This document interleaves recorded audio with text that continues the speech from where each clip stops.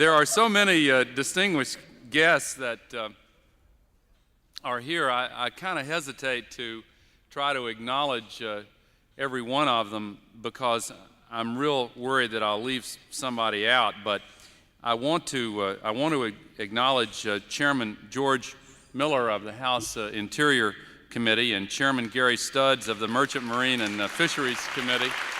And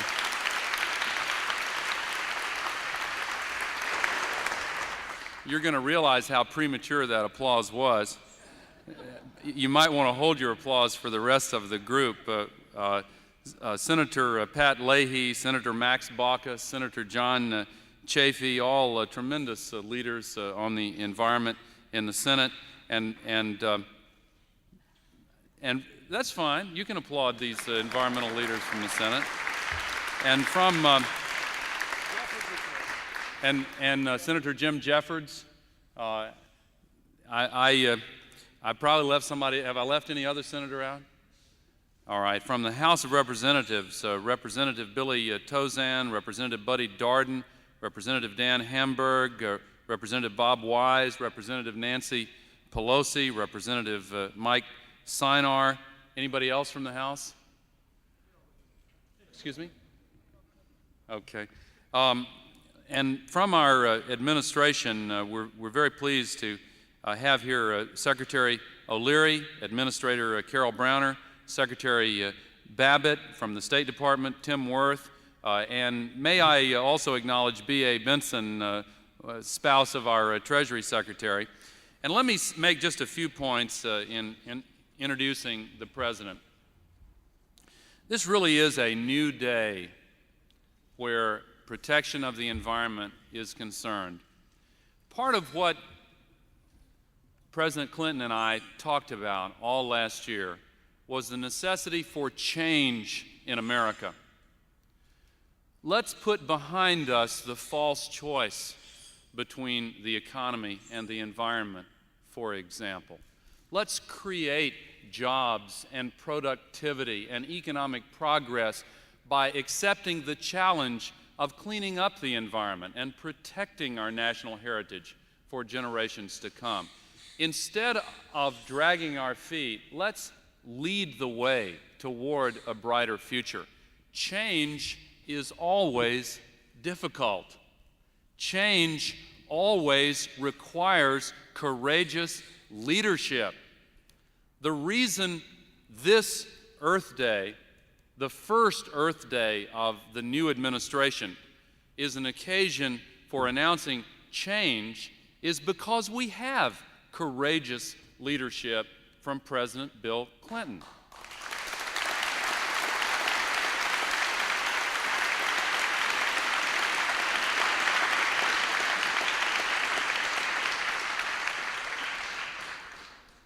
We have a real commitment, not a rhetorical commitment, not words designed to suggest action that are then followed up by inaction.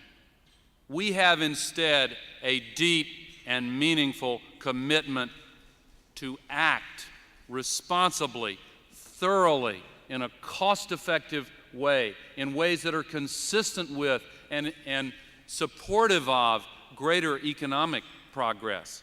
And we have a commitment to protect and preserve the environment. So it is a new day, and it is a time for change. The commitment comes from Bill Clinton. I have been very privileged to have an opportunity to work with President Clinton on a wide range of issues, and I just want to conclude my introduction by saying this on a personal note. His commitment, there's been a lot of discussion about the fact that when I joined the ticket, a lot of people said, oh, well, this is going to be an administration that's committed to the environment. What a lot of people didn't really listen to carefully enough was the commitment expressed over and over again, firmly and eloquently, by Bill Clinton long before I joined the ticket last year. The cartoon image of me coming on board and saying, now let me tell you about the environment and let me try to persuade you to do good things for the environment, is just that, an inaccurate cartoon image.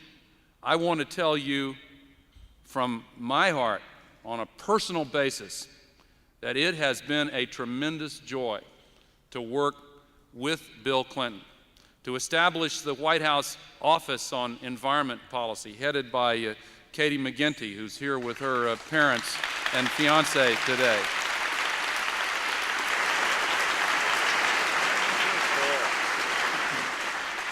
John and Alma McGinty from Philadelphia.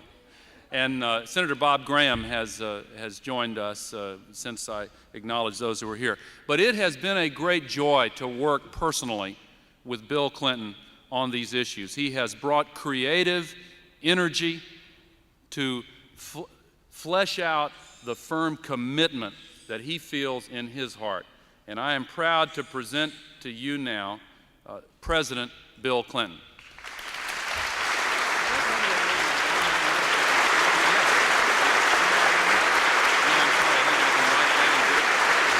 Thank you very much. Thank you. Thank you. Thank you. Thank you. Thank you. Thank you very much, ladies and gentlemen, for being here in the wonderful Botanical Gardens. I must say there's a lot I have to learn about this town, as you can tell if you follow events from day to day. And I didn't know that the Botanical Gardens was a branch of the Congress until I showed up here. Just one more thing I'm not responsible for. I'm glad to be here. I also think that we should introduce a guest from another country who's here with us, the Environmental Minister from Australia, Ms. Roz Kelly. Would you stand up, and we're glad to have you here.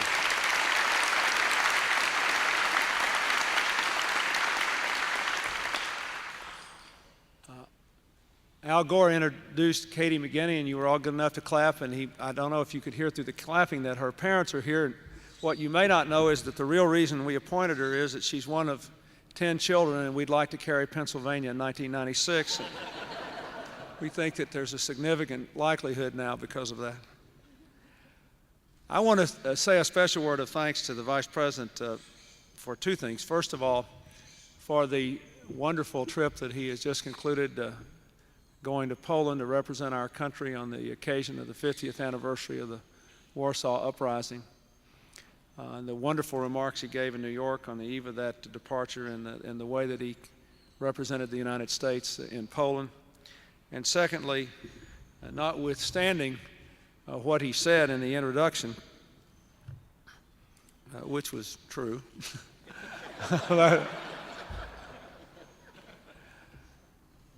one of the reasons I did ask him to join the ticket is that he knew more about the subject of the environment than I did. And I thought I had something to learn from him, and I have learned a great deal. And it has been an immensely rewarding experience, and one which I hope will benefit the United States in many ways over the course of the next 4 years. That's worth clapping for. I agree with that, Nancy. Thank you.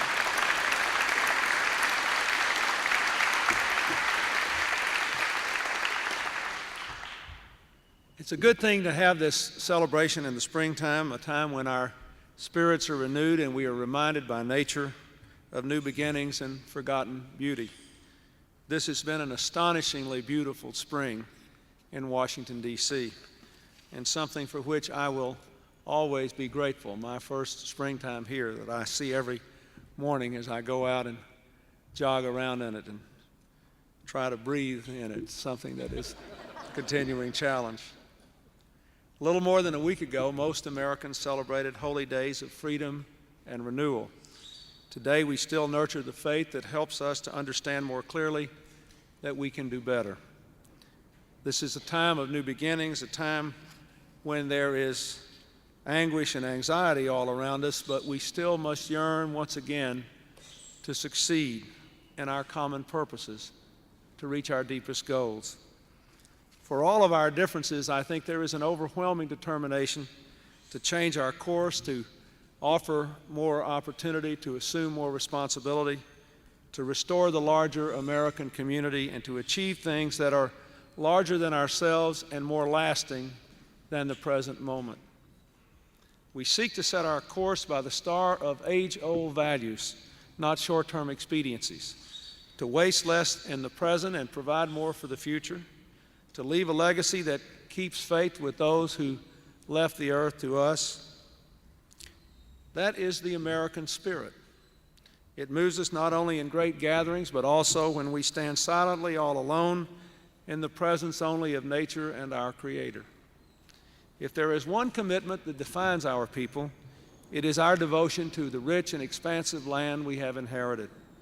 From the first Americans to the present day, our people have lived in awe of the power, the majesty, and the beauty of the forests, the rivers, and the streams of America.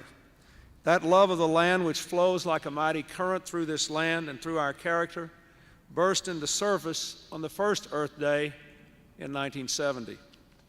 When I traveled the country last year, I saw and spoke of how much had been accomplished by the environmental movement since then, and how much still remains to be done. For all that has been done to protect the air and the water, we haven't halted the destruction of wetlands at home and the rainforests abroad. For all that has been learned, we still struggle to comprehend such dangers to our planet's delicate environment as the shroud of greenhouse gases and the dangerous thinning of the ozone layer.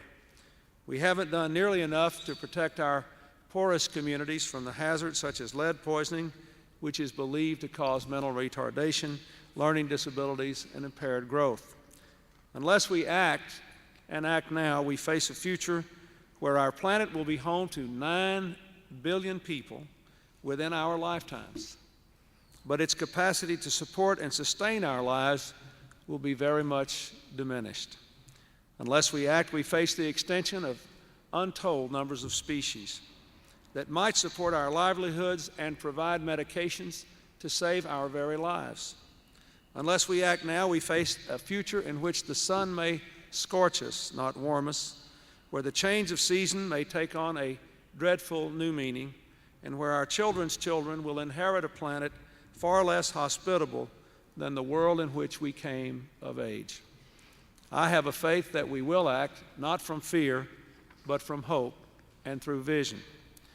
All across this country, there is a deep understanding, rooted in our religious heritage and renewed in the spirit of this time, that the bounty of nature is not ours to waste. It is a gift from God that we hold in trust for future generations. Preserving our heritage, enhancing it, and passing it along is a great purpose worthy of a great people. If we seize the opportunity and shoulder the responsibility, we can enrich the future and ennoble our own lives. Just as we yearn to come together as a people, we yearn to move beyond the false choices that the last few years have imposed upon us. For too long, we have been told that we have to choose between the economy and the environment, between our jobs, between our obligations to our own people and our responsibilities to the future and to the rest of the world, between public action and private economy. I'm here today in the hope that we can together take a different course of action, to offer a new set of challenges to our people. Our environmental program is based on 3 principles. First, we think you can't have a healthy economy without a healthy environment. We need not choose between breathing clean air and bringing home secure paychecks. The fact is, our environmental problems result not from robust growth, but from reckless growth. The fact is that only a prosperous society can have the confidence and the means to protect its environment. And the fact is, healthy communities and environmentally sound products and services do best in today's economic competition. That's why our policies must protect our environment, promote economic growth, and provide millions of new high-skill, high-wage jobs. Second, we want to protect the environment at home and abroad. In an era of global economics, global epidemics, and global environmental hazards, A central challenge of our time is to promote our national interest in the context of its connectedness with the rest of the world. We share our atmosphere, our planet, our destiny with all the peoples of this world, and the policies I outlined today will protect all of us because that is the only way we can protect any of us. And third, we must move beyond the antagonisms among business, government, and individual citizens. The policies I outlined today are part of our effort to reinvent government, to make it your partner and not your overseer, to lead by example and not by bureaucratic fiat. In the face of great challenges, we need a government that not only guards against the worst in us, but helps to bring out the best in us. I know we can do this because our administration includes the best team of environmental policymakers who have ever served the United States.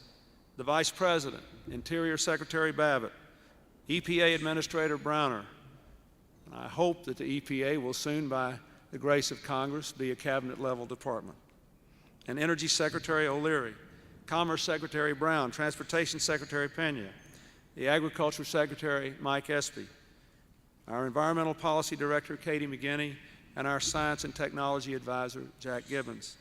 All of them share an unshakable commitment to a healthy environment, a growing economy, and a responsive government. Our economic plan will create new job opportunities and new business opportunities, protecting our natural environment. The reductions in the interest rates, which we have seen already, will free up tens of billions of dollars for responsible investments in this year alone.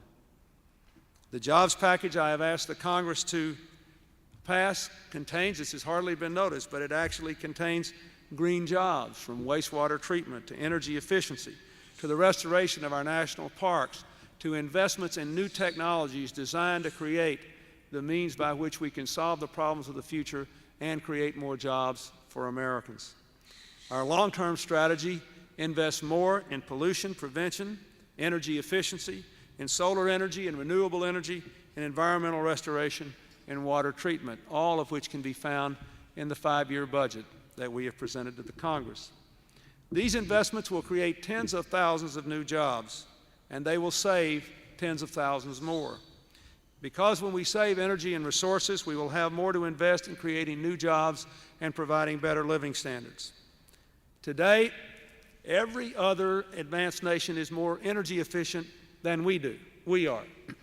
That is one of the reasons why, over the last couple of years, for example, the average German factory worker has come to make over 20% more than his American counterpart. That German workers, while having higher wages, also have more secure and better health care.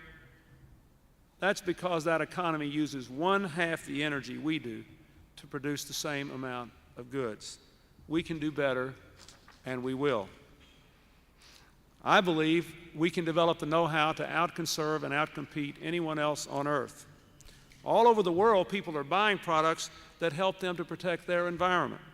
There's a $200 billion market today for environmental technologies, and by the turn of the decade and the century, it will be $300 billion. Let me just share one example with you, something we all know and use, something some of us are still trying to learn how to replace: light bulbs. Long-lasting, energy-saving light bulbs didn't even exist in 1985. Now American companies sell over $500 million worth of these products, with sales expected to reach $2 billion by 1995 and $10 billion by the year 2000, creating thousands of new jobs. American scientists have taken the lead in developing these technologies, and it's time to help our companies take the lead in bringing our products and services to market. I've asked the Energy Department, the Commerce Department, and the EPA to assess current environmental technologies and create a strategic plan to give our companies the trade development, promotional efforts, and technical assistance they need to turn these advances into jobs here in America, as well as to help promote a better environment. America can maintain our lead in the world economy by taking the lead to preserve the world environment. Last year, the nations of the world came together at the Earth Summit in Rio to try to find a way to protect the miraculous diversity of plant and animal life all across the planet. The biodiversity treaty which resulted had some flaws, and we all knew that. But instead of fixing them, the United States walked away from the treaty. That left us out of a treaty that is critically important not only to our future, but to the future of the world. And not only because of what it will do to preserve species, but because of opportunities it offers for cutting-edge companies whose research creates new medicines, new products, and new jobs. Again, just one recent example makes the point. A tree that was thought to have no value, the Pacific yew, used to be bulldozed and burned. Now we know that that tree contains one of our most promising potential cures for ovarian cancer, breast cancer, and other forms of cancer. We cannot walk away from challenges like those presented by the Biodiversity Treaty. We must step up to them. Our administration has worked with business and environmental groups toward an agreement that protects both American interests and the world environment. And today I am proud to announce the United States' intention to sign the Biodiversity Treaty.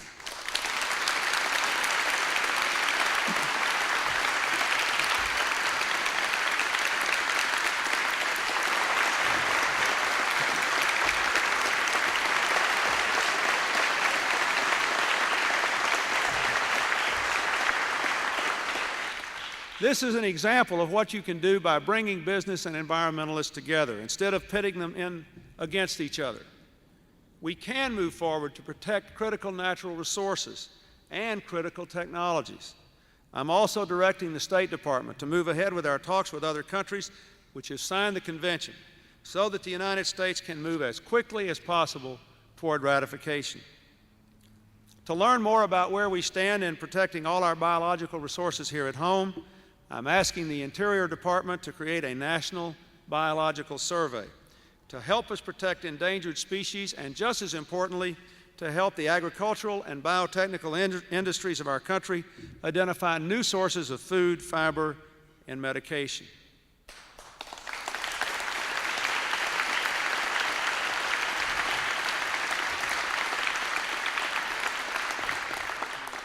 We also must take the lead in addressing the challenge of global warming that could make our planet and its climate less hospitable and more hostile to human life.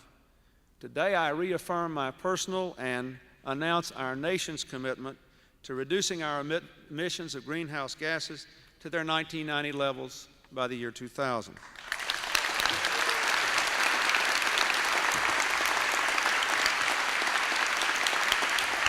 Now,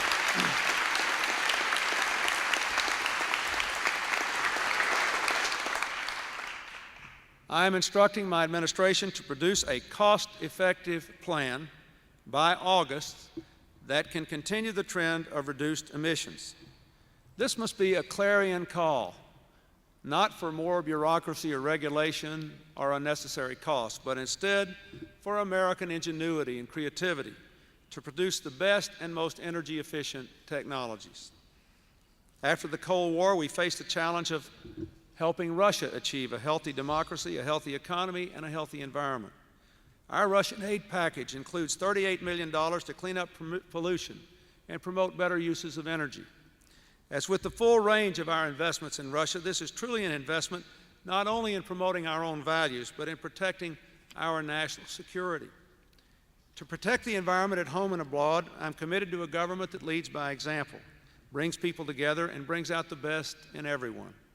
For too long, our government did more to inflame environmental issues than to solve them. Different agencies pursued conflicting policies. National leaders polarized people. And problems wound up in the courts or in the streets instead of being solved. We seek to bring a new spirit to these difficult issues. 3 weeks ago in Portland, Oregon, we brought together business people, timber workers, and environmentalists from throughout the Northwest to discuss how best to preserve jobs and to protect the old-growth forests and the species which inhabit them. People sat down in a conference room, not a courtroom, and in the words of Archbishop Thomas Murphy of Seattle, we tried to find common ground for a common good. At the close of that forest conference, I asked my cabinet and our entire administration to begin work immediately to craft a balanced, comprehensive, long-term policy. that is also comprehensible.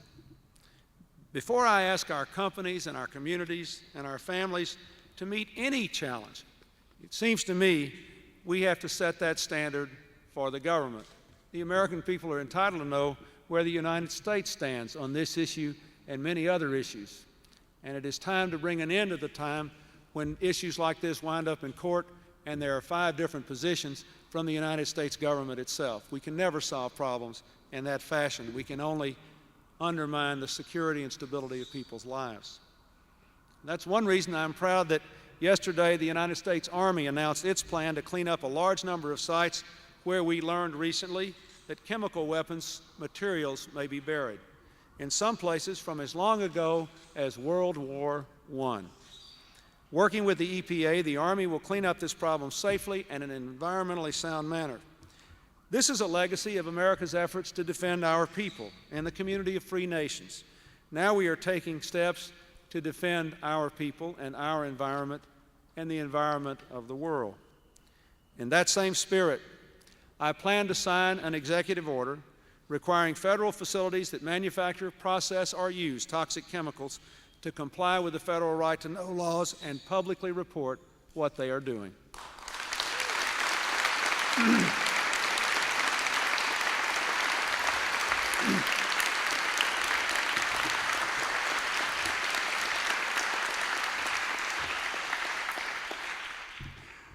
I might add that it is time that the United States government begins to live under the laws it makes for other people.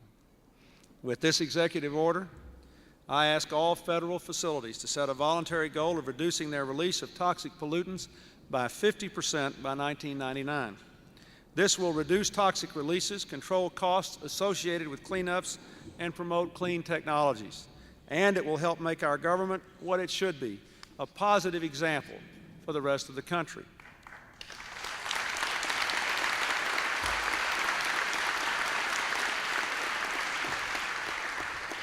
Poor neighborhoods in our cities suffer most often from toxic pollution. Cleaning up the toxic waste will create new jobs in these neighborhoods for those people and make them safer places to live, to work, and to do business. Today, I am also signing an executive order that directs federal agencies to make preliminary changes in their purchasing policies to use fewer substances harmful to the ozone layer. Here, too, we must put our actions where our values are.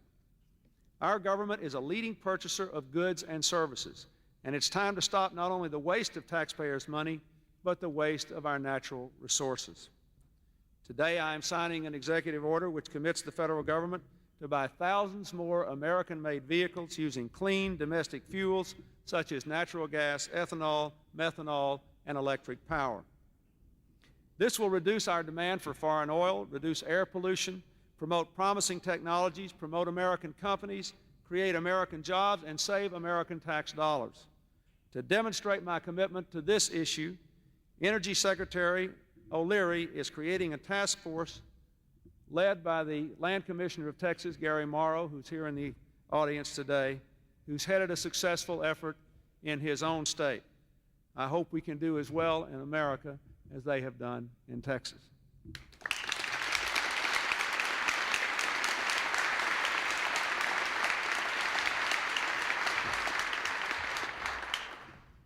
In that same spirit, I plan to sign an executive order committing every agency of the national government to do more than ever to buy and use recycled products. This will provide a market for new technologies, make better use of recycled materials, and encourage the creation of new products that can be offered to the government, to private companies, and to consumers. And again, it will create jobs through the recycling process.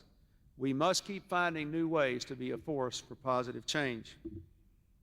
For example, the federal government is the largest purchaser of computer equipment in the world, and computers are the fastest growing area of electricity use.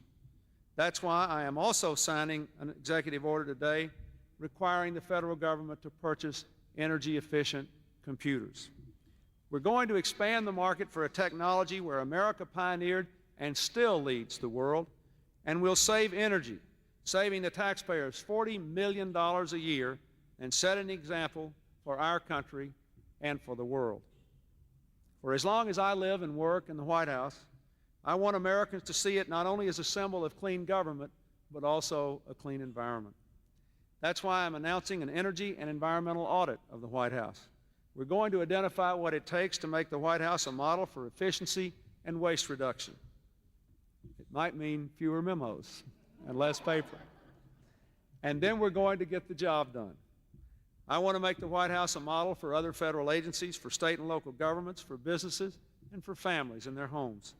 Before I ask you to do the best you can in your house, I ought to make sure I'm doing the best I can in my house.